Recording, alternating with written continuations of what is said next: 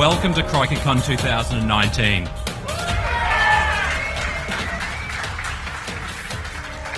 My name's Wade. I'm one of the co-founders along with Glenn in the front row here. Glenn's done a lot of the hard work to get this thing happening. And we're really pleased to welcome you today to what we think is going to be one of our best CrikeyCons yet.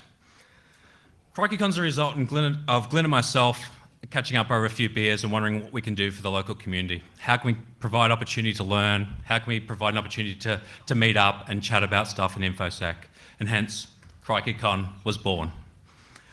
I won't lie to you, the first few years were a bit touch and go, particularly the first one. We weren't sure whether it was just going to be us two and a few close friends turning up, and that would have been absolutely fine.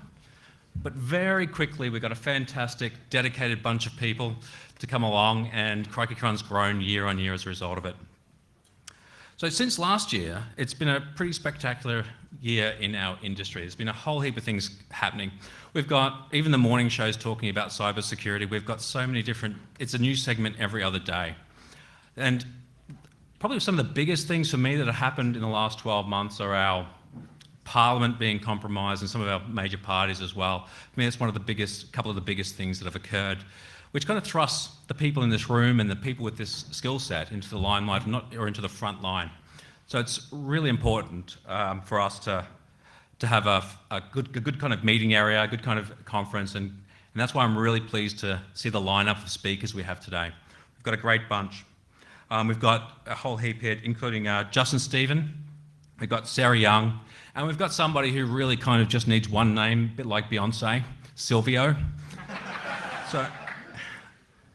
But CrikeyCon's more than just about security. It's also about giving back to the community. And we're pretty proud of what we've been able to do in the previous years on your behalf. So last year, on your behalf, we were able to donate $20,000 to our charities.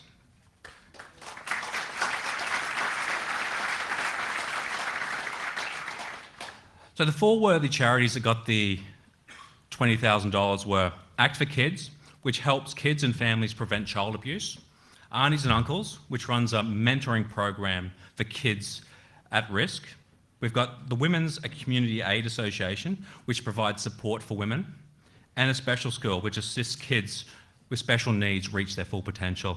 And I think you should give yourselves another round of applause as a result of that. Well done. A lot of this great work couldn't be done without the support of our sponsors, and I want to say a special thanks to them today. OzCert, you've been with us for many years, and we're really, really appreciative of your support. They're just first in line to say we'll sponsor each year. They're our platinum partner, and they've got a conference coming up later in the year as well. And our gold partner this year, F5, has come on board, and we're really thankful for you. And we've got some silver partners who have been with us year in, year out. They're really easy to work with. And just want to say a special thanks to our silver partners.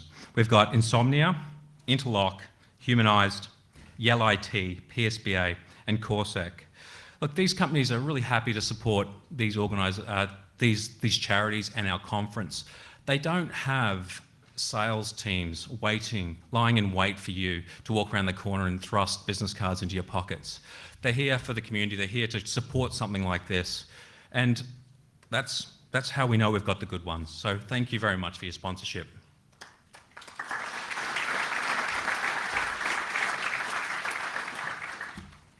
Speaking of the good ones, we've got a whole heap of unpaid volunteers that help us out. They're putting in their spare time and really making a massive effort just to help out this conference. And I just want to say a big thanks to them. You'll see a lot of them around today in the burgundy shirts, but there's some you won't see that really help us out on the back end, keeping organisations like the tax office happy, and there's people who volunteer to help us in that space as well. So I just want to do a massive shout out to you. Thank you for your help.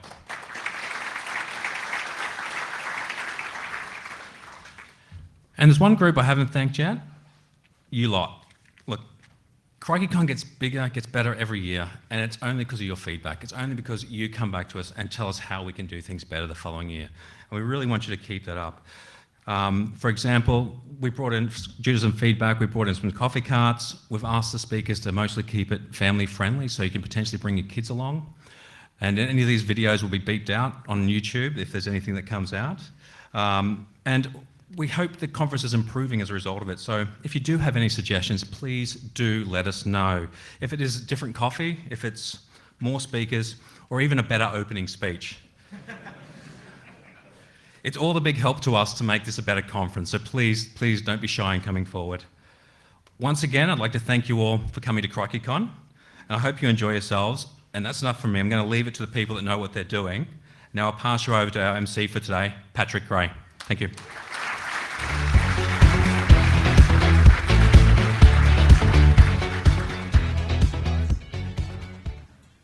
Hello. Okay, how you going, everyone? My name is Patrick Gray. You might know me from such podcasts as Risky Business, and it's my job to basically just introduce the speakers and keep things moving, which is going to be a hell of a challenge this year because I can't believe how much great content CrikeyCon's been able to squeeze in.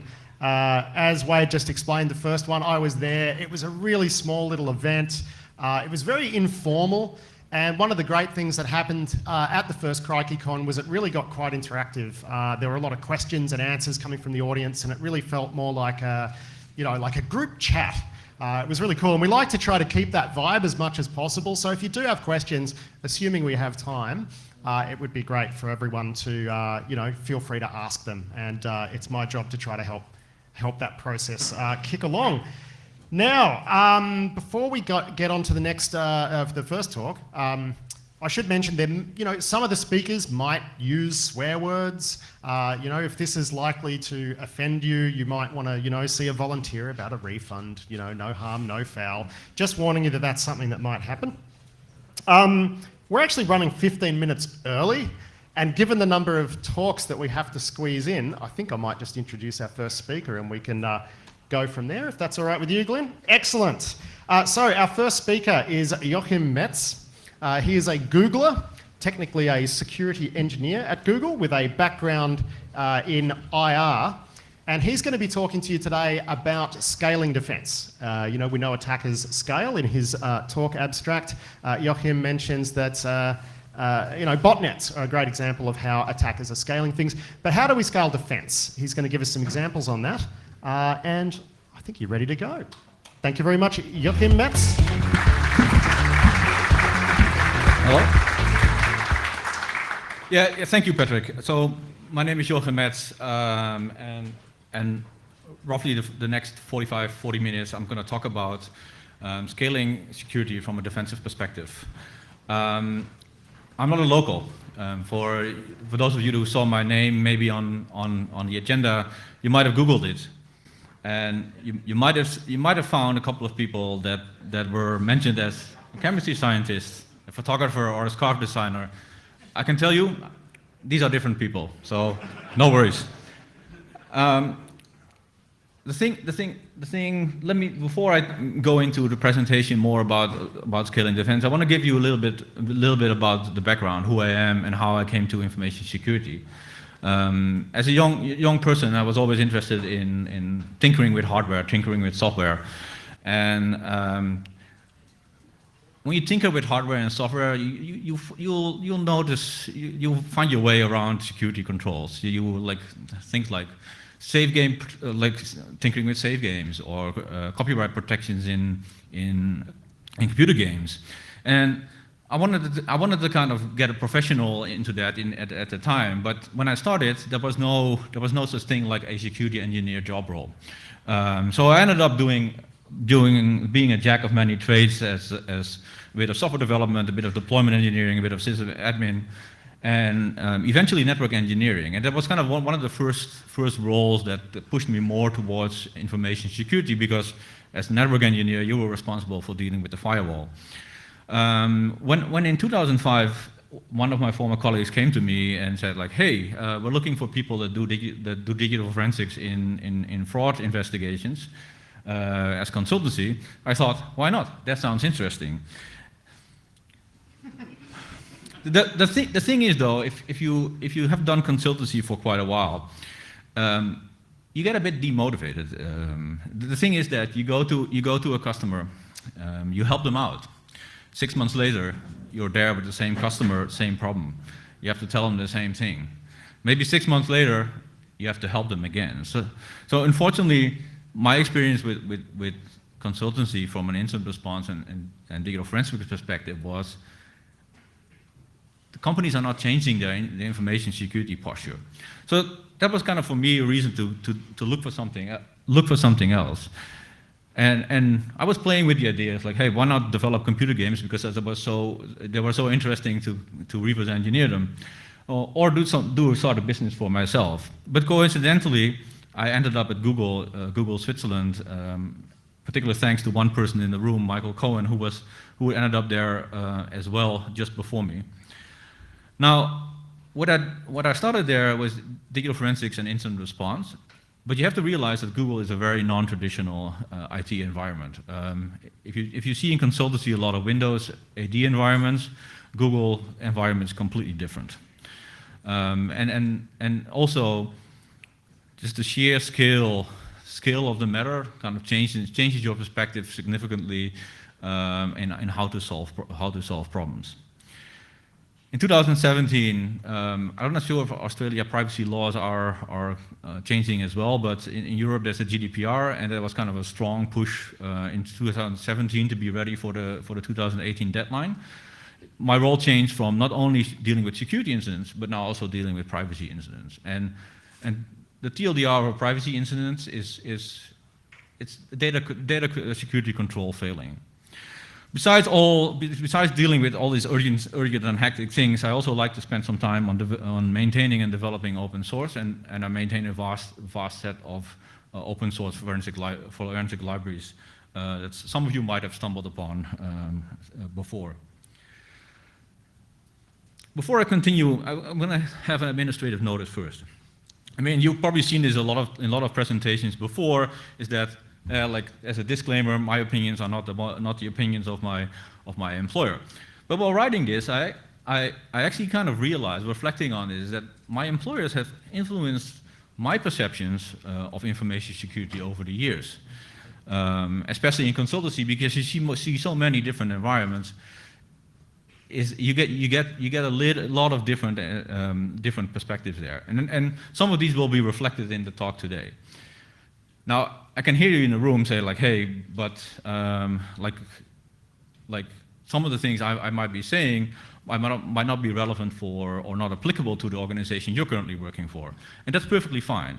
What I asked of you is take the elements of what I'm saying, think about it, and think about how you can use what is relevant to you, and you use that to improve the information security posture of your organization. As preparation for this talk, and I also kind of read a lot of articles on the internet. Like one thing that recently stood out that I find very shocking as an incident responder. On one side, that means that 2019 is going to be a busy year if this trajectory continues. But also, why? Like why is information security, especially from a defensive point of view, still such a hard thing to do? If we see like 4.5 billion records being exposed just the first half of 2018. So this is kind of the central question to my thesis here. Is this why are defensive security practices failing in a lot of organizations? And reflecting a bit upon this, and ironically enough, this was one of the reasons why I left consultancy, is I think a lot of organizations lack a culture of continuous improvement. It is the fact that we see security as a one-time solution that we need to implement, and then continue on business as usual. And this is weird because 2019 we have more security controls than ever before. Firewalls, client-side threat agents, user behavioral analysis, threat intel feeds, you name it. There's more mandatory and requirements, legal frameworks, information security frameworks, ISO, Basel III if you're in finance, Sarbanes-Oxley, GDPR, you name it. Like, there are a lot of controls, but so why are security practices still a thing that is lacking? Why are data breaches still occurring? So what I want to do today is I want to share with you a couple of things that my employer has done over the years to kind of see how we've been using continuous improvement across across Google to improve our information security posture. This might give you some more ideas on how to take those and apply those to your own organizations. So first of all, what is continual improvement? It's nothing new. In a nutshell, it's actually small incremental improvements over time. There was a book, Kaizen, in 1986 that talked extensively about continuous improvement. Now, if you're doing a software development, you might have also heard of continuous integration, continuous delivery, continuous deployment, which are also implementations of continuous improvement within a software development process. And recent development like DevSecOps actually try to add security as part of that as well. So how are we applying continuous improvement in more traditional security information controls? Do our organizations have someone that is actually driving this continuous integration based on maybe the outcome of incidents? So one important element of continuous integration is testing. And it's kind of more an open question for the room and an open question for your organization, is that how often do you actually test your security controls? While reading up on a lot of matters, funny enough, or a bit sad ironically, is that most organizations improve their information security after an impactful breach, which is too late. So what options do you have to maybe prepare yourself before the breach? One aspect it could be is you could use a red team. You can learn a lot from a red team, especially a successful red team, putting the state of information security back into perspective, but also back onto the executive on the desk of your executives. But as a defender, there's only so much time to spend. So how do you effectively deal with taking the lessons learned of a breach, taking the lessons learned of a red team, and actively addressing some of those issues? If you're familiar with project management, you see here kind of a very kind of rough way of reducing risks in a project, and it is by quantizing in impact and probability. Now, high probability, high impact, you probably want to address that directly. That is the highest priority. But then there are two kind of areas that are more problematic as a defender, which are the ones that are low probability but high impact, and the ones that are high probability and low impact. And I'll go a little bit deeper into those areas to kind of show you what is possible there to do. If you take high probability and low impact as a defender, it typically means noise. It means a lot of noise. And the thing is, in defense, what you want to do is you want to reduce the noise in your environment. And there's many sources of noise. Malware, low quality threat intelligence, scams, phishing, but also the internet, the media. A lot of information out there is unreliable. If you let your defense be led by that information, you end up chasing a lot of dead ends.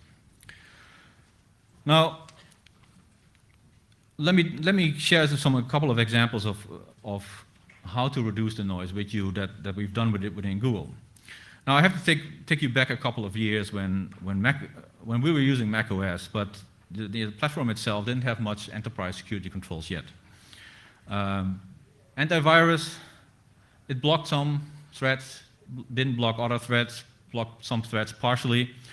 So it was not sufficient for our needs, which caused a lot of reinstallations, and reinstallations are costly to a business, especially if you have software engineers that are 4 to 8 hours non-productive. So we looked at the other options, like what options would we have? Binary whitelisting was very effective on other platforms, so why didn't we have a binary whitelisting solution for Mac? The TLDR was there was none. It didn't exist. Now the advantage of working for a large tech company is that you have resources you can spend on building these things yourself. So if you're a smaller company, you might need to get a developer or team up with other companies to get this. But this was one of the reasons like Google developed Santa in 2014, which is now open source if you have a large Mac fleet and you want to apply it. And it basically stopped the whole problem of adware on Mac. But as with so many security controls, there's a catch. It was so effective that it also stopped the binaries from users to do the work. So kind of a problem there. So one side stop the adware, the other side stop users from doing their work. And this is why we introduced upvote. And for those of you not familiar with upvote, it was open sourced in 2018, but it introduced the concept of social voting. So the problem with most binary whitelisting solution is the whitelist. You have to maintain a whitelist. A whitelist for an organization the scale of Google is complex. Managing exceptions is a complex and costly operations. So how do you manage exceptions, especially exceptions that are small scale, in a more effective way?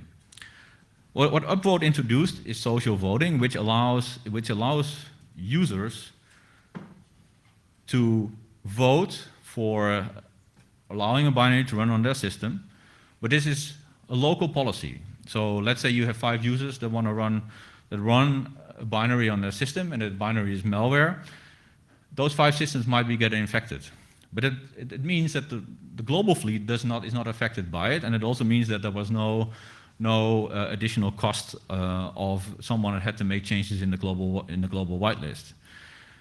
This adds a bit more noise back into the system at the trade-off of preventing a lot of cost on having to maintain a global whitelist, and let alone all the frustrations about users having to apply for exceptions within a large organization. In the end, these both solutions stopped us having to mass re-image a lot of machines. The number of re-images is down to a manageable number. Another element of a very hard problem to deal with is phishing. And when I talk with peers in other companies, two of the top 3 issues they typically deal with is, one is Microsoft Office documents and malicious ones, and the second one is typically phishing. Now, phishing is a larger complex problem than I'm presenting here, but I wanted to kind of share two different strategies we have applied over the years for particular user credential phishing. Phishers are persistent, even the ones that are more opportunistic, that are less targeted. And what you could do, and what we've done with Password Alert, is we warn users about the fact that they just gave away their corp credentials. Because why should a user use their corp credentials on anything else but corp resources? Now, this might get a bit more challenging if you have a lot of third-party corp resources, but still, you might want to consider not using the same credentials for your corp environment as for those third-party solutions. And the advantage of Password Alert is that you can centrally collect these alerts. So you could measure how effective your anti-phishing training is. You could measure how many users, which departments are actually the ones that are most vulnerable to phishing, and maybe focus your attempts there instead of focusing an organization-wide phishing awareness program. But in 2017, what we noticed is that even though Password Alert is very effective in making users aware of being phished, is that the phishers themselves were getting more persistent. That they're also starting to phish second-factor token-based corp credentials. And this was a larger risk to the company. One way we solved this is we prevented basically users from entering the second factor by hand. So we introduced a security token that provides the second factor directly into the system. This means that a phisher no longer is able to intercept the second factor. Therefore, if they even get the username and password, They still haven't got the second factor, which for Google eliminated most of the credential-based phishing for their work accounts. As I said, phishing is a larger problem. This is just a small part of the problem scope. Another element in defense that is a huge time impactful one are false alarms. And you might be familiar with the fable, The Boy Cried Wolf, is that false alarms typically end up in disastrous results. And I want to kind of highlight a recent, I would say for me, a Boy Cried Wolf situation. So what was this? NIST NVD had rated a kernel bug as high critical. Basically, they were saying this is remote code execution in the Linux kernel. This was copied by a lot of companies on the internet, very, very quickly, very blindly, because no one verified it. Luckily, SUSE was one of the few that actually said, like, wait, what's going on? And pointed correctly out that NIST did misclassify their assessment of this. Digging a little bit deeper into the CV and CVS process, it's not that weird that this happened. Apparently, there's very little due diligence or quality controls applied by the organization that is providing the CVs. They blindly assume the reporter is correct. Now, for larger companies like Microsoft, which have their own like assessments, or larger open source projects like Apache that have their own do their own assessment as well, this is less of a risk because they take care of those quality controls. But apparently for the Linux kernel in this particular case, it was not. Also, CVS scores are based on worst case assumptions.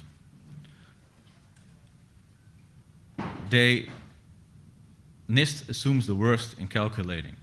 Now, for your own environment as your organization, there might be a lot more different factors that your impact assessments rely on than just the CVS scores. And I'll go into a couple of considerations a little bit further. And apparently, and I think this is for me the most shocking element for false alarms, is that there's a lot of organizations that are out there that don't check their information. We assume an authority like NIST is correct, which for a defender is problematic because now I'm all hands on deck just because someone made a wrong assumption. So for me, from a defense perspective, a lot of the issues I see that are false alarms, I classify as cyber drama. These are the internet telling things they are, but not necessarily being a reflection of all the details.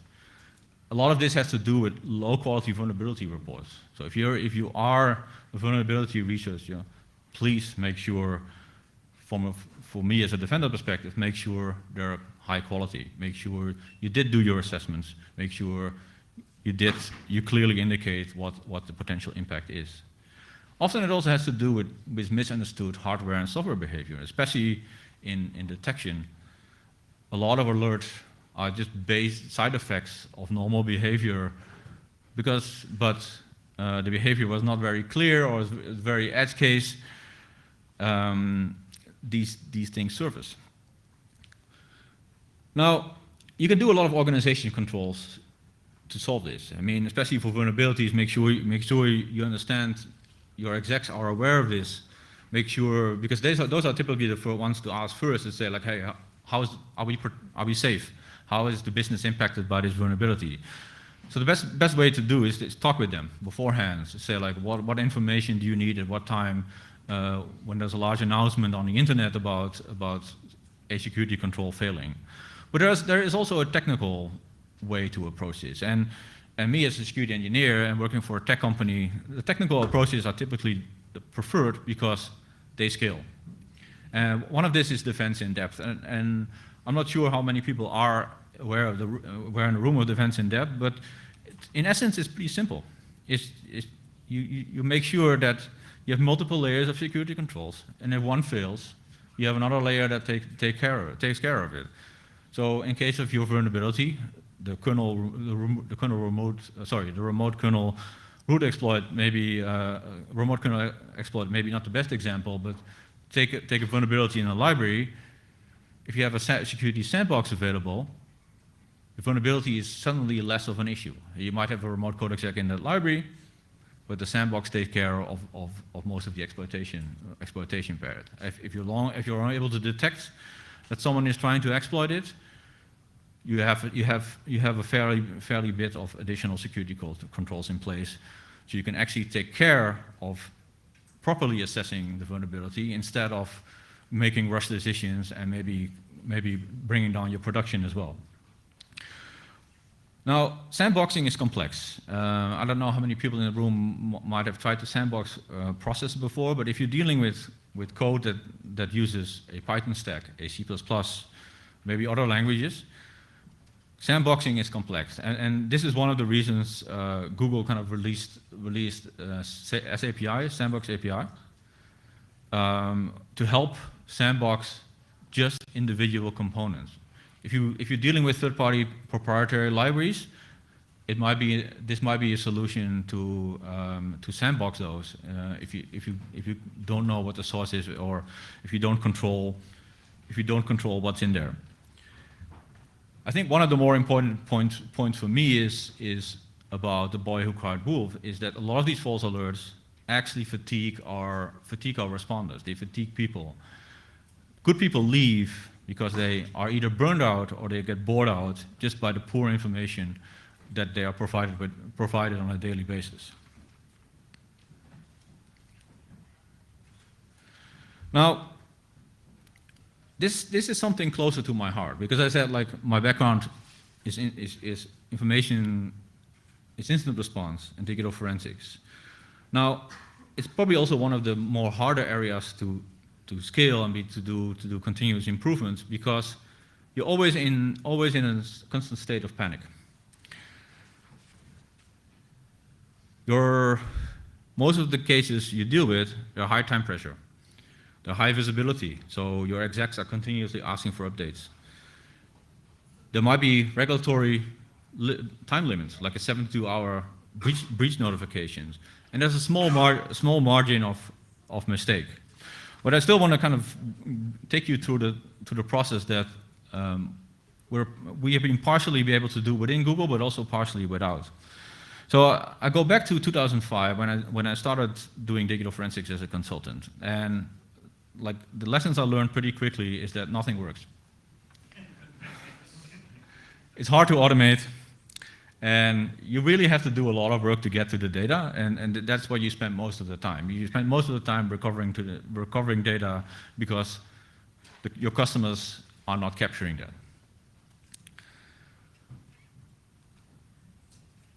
There's things you can do.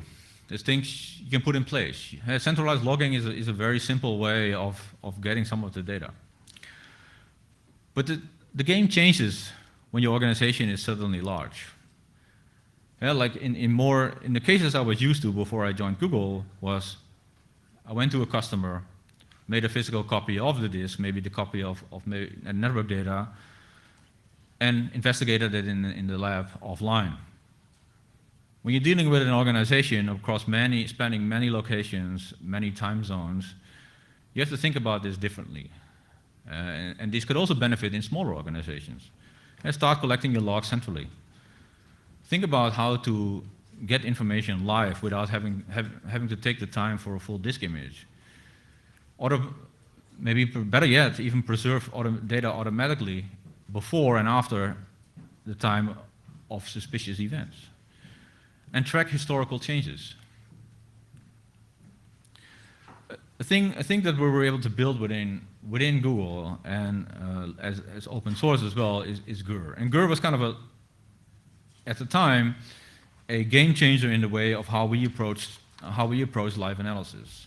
It's basically an agent that supports live analysis of multiple platforms and allows for quick triage. So this reduced the time of us needing to get access to a machine, maybe run a live script, maybe get a disk shipped, wait 2 months, do the analysis. You get the idea. GUR was a significant time saver. Now, I wouldn't say that GUR is a solution for everyone, because I will go into this a little bit later, is that if you build such systems, you have to maintain them as well. And your organization needs to be ready for that as well. But using a different approach than you did before, within incident response, helped to quickly change the process. As you can see here, we added more components over time because live analysis was not the only solution. We got a corporate cloud, and suddenly we needed to make sure we were also able to copy our cloud VMs. Sometimes we still needed to make forensically sound copies of disks, so we also needed a way to remotely image disks. But one of the lessons I think I wanted to share today is that you can speed up your incident response by putting a lot of putting responsive capabilities in place beforehand, before you need them. Now, collection is fine, but what do I do with this data? I mean, like on one side, I need to quickly analyze them as well. As I said before, the success of the live response agent was that we were suddenly able to get the data much quicker. But now processing was a challenge. And if you look at traditional digital forensic tools, they're not necessarily the tools that are best built with security in mind. A lot of them assume that they run in a lab environment. A lot of them assume that they're dealing with semi-trusted data. Do you want to have a live agent with root access or system administrative access on your system that parses data, random arbitrary data with some of these parsers? Probably not. So this kind of, if you look at the early days of GUR, you see that we're fighting back and forth in conceptual, is like how to best deal with this. But over time, this settled in the fact is that we offloaded the processing to another tool called log2timeline, and this tool is very focused on timelining and super timelining. If you're not familiar with that concept, either because you don't have a forensic background, it's basically a chronological overview of relevant time values on a system. And this has been an ongoing process for quite a long time. As I said before, when I was in consultancy, it's like to get out of the tool itself in this particular end case and their poor timelining capabilities. We wrote a small library to use to interact with other tools. Others built upon that over time. Someone named Kristen Gude Hansen wrote log2timeline, and we started expanding more capabilities to that over time. But this resulted in a vast amount of data. Now, the more data you collect, the more data you process, the more data you have to analyze. And this is not always the most effective in an incident response situation, because you don't want to wait hours or days for a full system process. You need to be selective in what you collect and what you process. One way of doing this is you could try to speed up your processing. Another way of doing is you selectively collect what you need. But you also want to have the full timeline in case you need to really kind of go back, thoroughly understand what is happening. And this is why as you can see here, we started building and experimenting with different tools and different techniques, like data science techniques, to actually find needles in haystacks automatically. You can imagine that this tool chain over time can be pretty powerful. It can help you automate, address, analyze, doing things without necessarily having to do them manually. And this is kind of the last lesson I want to give away, is that if you think about turning a lot of your manual work into continuously automated processes, they're suddenly easier to test as well. They're suddenly easier to control as well, because they're continuous. You can test them, you can automate them, you can extend them. And this means you can spend your time on improving your defenses even further. Now, one word of caution about open source is that, having worked it, having maintained this, is that a lot of people assume open source does the thing you want out of the box. But this is rarely the case. You have to be ready to invest time into it, and you have to be ready to adopt it to your own needs. This also means you have to understand your needs. You have to be able to communicate your needs necessary to the project's maintainers, because your needs might not be the same as their original needs. And if you really rely on software in cases of incident management, you might want to have support on site in case of a fire. To kind of roughly recap, I only kind of addressed the top of the iceberg here. What are ways you could improve the security of your defenses? One way is approach it proactively. Turn manual work into continuous and automated processes. Keep the noise and manual burden low. Don't fatigue your people with low quality and poor quality information. Keep testing, keep evaluating your defenses. And one last quote: if you're interested in pushing the boundaries of information security, we're always looking for good people. Any questions?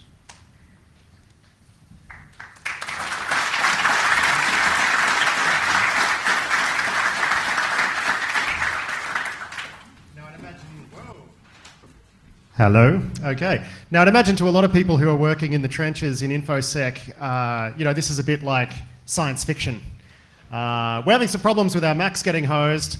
Let's just create a whitelist software and assign a bunch of people to write it. It's always good to see what's happening in the future. But I do wonder, one thing that came through, right, and just before I want to ask my own question. Rich Mogul is a security analyst turned startup guy. He's been in the industry for decades, and he coined a term recently that I thought really helped me to think differently about a lot of this sort of stuff and a lot of this sort of tooling. And he termed it blue-collar/white-collar security tools. Mm-hmm. And it seems like the blue-collar tools, the ones that actually just get shit done, are the most valuable. I just wondered what your take on that is, because it seems like you're really quite a proponent of just these, these things that can take away a lot of the load that are quite simple things. So I'm not a proponent of it. I actually think a lot of the work I started in the early days in forensics is those kind of tools, like tools to get the work done. The thing is, if you keep using the tools, you cannot extend beyond those tools. But once you're able to kind of glue these tools together, you can do even more. And that is kind of more the message, like, use the blue-collar tools. Yep. Get those tools preferably in reusable components you can glue together. Yep. Use those components to further build the system. And for the people here who might be working for more traditional enterprise, I mean, I'd imagine that's going to result in, gluing together various commercial tools. I mean, is that something that you've looked at? I imagine you would have a fairly decent insight into some of the commercial tooling, or is it really just the case that because you Google, you build your own? So I mean, there's definitely a tendency to build our own because just the diversity of the environment. It's a non-traditional IT environment. So a lot of like the commercial available solutions don't necessarily work. I know, especially for forensics, there are organizations working on this, but there's also hesitations of the vendors themselves to glue those things together, because it means suddenly they cannot no longer lock you into their product. So it really depends. I mean, you could hire a software if you're like a more traditional environment. You could hire a software developer that can help you glue these things together. You could, if you have good relationships with a vendor, and some vendors are pretty open to it, you could even work with them to get these things together. But you have to kind of think outside of the traditional box here, is that I have a tool and this is the only capabilities I have within my tool. instead of checking through the checklist, think about how everything can work together. Now, we do have a question here. Gentleman in the blue jacket. It seems to me you have a very different philosophy to some people working in other organisations. You have, other than coming to a conference and presenting it, you have like a missionary zeal to go out and make that happen in other organisations, or is it just this is what Google does? So the question was really like, whether or not Joachim here is is really trying to evangelize this position and encourage other people to do it, or if he's just speaking about what Google does. I would say it's more the last part. I mean, we see, at least talking with kind of tech companies, other tech companies, we see them going into similar directions. But what I said from the beginning, I mean, like, I don't expect a bank or a financial institute to adopt the same principles. I think a lot of the continuous improvements are very specific to the organization. I think an organization like a bank can do it, but it's going to be different. It's going to be different. I think if there's room to share approaches, if there's room to go like, hey, there's open source solution that can do this X for you, and if you adopt it in such a way. Well, you have outsourced, open sourced Santa and Gur and things like that. I think one really good example for Google is BeyondCorp, where you've externalized that, and people are like, great, that's science fiction. But then other companies have sort of run with it, like Duo have run with their whole BeyondCorp for the rest of us. So, yeah. Other questions? We got one over here from Brett Moore. So one of the obvious problems is that if you release techniques and methods of detection, then the attackers can work on methods to evade that, making them null and void. So what is your take on how much you, not just Google, but in general? For those who haven't heard, it's like asking about the risks of oversharing like techniques for detection and stuff. Are you worried that by sharing these, people will have a better shot at bypassing your detections? So you have to always take that in mind. And like you see the same with threat intelligence that most of the times these information is shared within closed groups.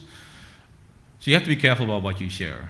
But also, like a lot of the time, the attackers don't care, especially with the automated attackers.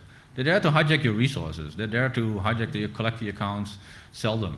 They don't care about if you're using binary whitelisting or not. They don't care about it. They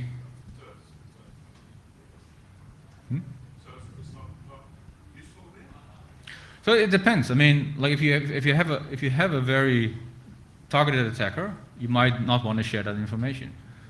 But a lot of the attackers are not that targeted, and those are the ones that are actually causing, from a defender perspective, most of the headaches. So why not share those techniques? Question down here. Yes. You didn't really talk much about using stuff like the MITRE ATT framework or using external information to get a better response to the kinds of attackers you're getting. So you're referring to the bulk of the attackers are pretty clueless and they're just after an account. They're not super targeted, but of course some of them are, and they're much fewer.